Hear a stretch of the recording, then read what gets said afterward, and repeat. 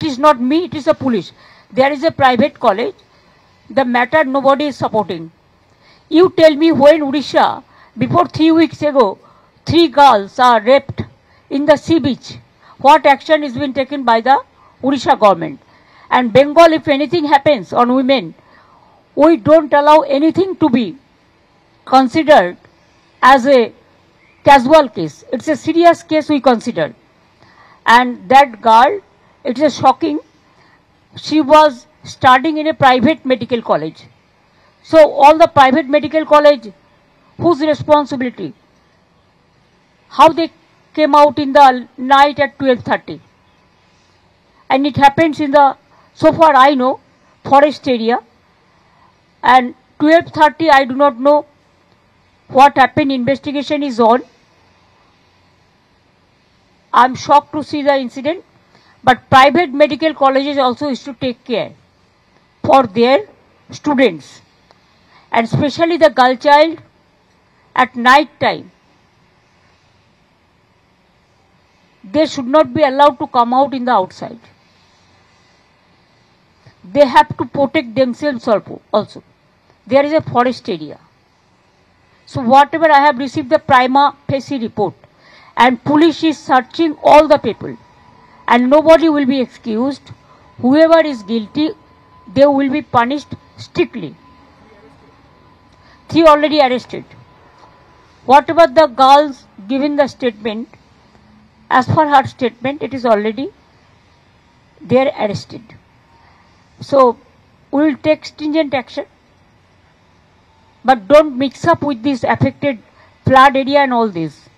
When it happens in other state, it is also condemnable. Manipur you have seen so many. UP you have seen so many. Bihar you have seen so many. Other state, Odisha, you have seen so many. There also we think government must take stringent action. Because in our state, even we charge-sheeted the people within 1 month, within 2 months. Even lower court gave them the hang order also. অনেক ঘটছে regular, সেখানে তারা care করে না। সেখানে এমনকি যে ধর্ষিতা হয় তাকে পর্যন্ত কোর্টে যাওয়ার আগে রাস্তায় জ্বালিয়ে মেরে দেওয়া হয়।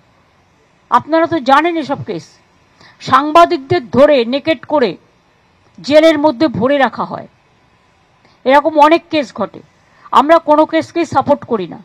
বাংলায় আমরা জিরো টলারেবল। আমরা এখানে কোনো রকম টলারেট করি না। আর তারপরে বিভিন্ন রাজ্যের ছেলেমেয়েরা যেখানে পড়তে আসে, এবং তাদেরও আমি অনুরোধ করব রাত্রিবেলা না বেরোতে। কারণ পুলিশ তো জানতে পারে না কে কখন রাত্রিবেলা বেরিয়ে যাচ্ছে। আর প্রাইভেট মেডিকেল কলেজেরও একটা দায়িত্ব আছে তাদের স্টুডেন্টদের টেক কেয়ার করা।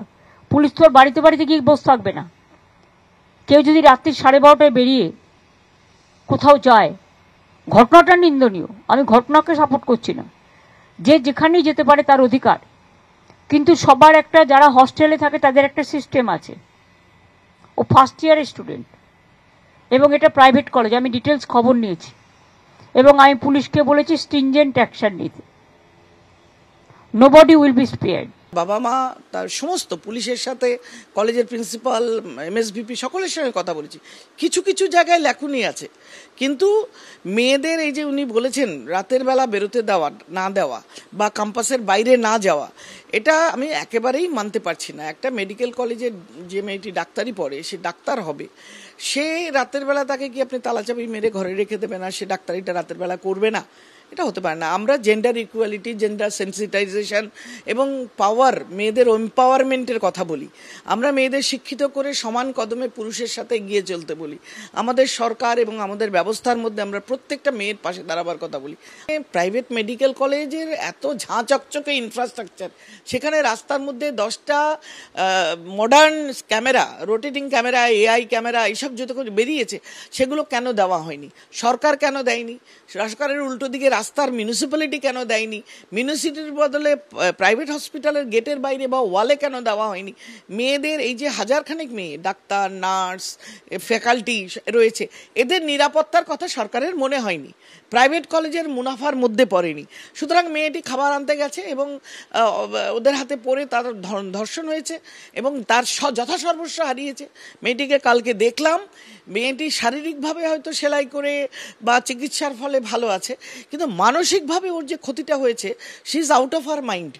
একদম 14-15 তারিখে পরীক্ষা, সে পরীক্ষা কি দেবে সে ঠিকঠাক নাম, বাবার নাম, বাড়ি বলতে পারছে না। যে শক, মানসিক যন্ত্রণার ভিতর দিয়েছে সরকার বা প্রাইভেট মেডিকেল কলেজে, ওকে সেটা ফেরত দিতে পারবে না। এটা আমাদের সিস্টেম ফেলিওর এবং এটা আমাদের মানতে হবে এবং এর জন্য যা যা করার করতে হবে।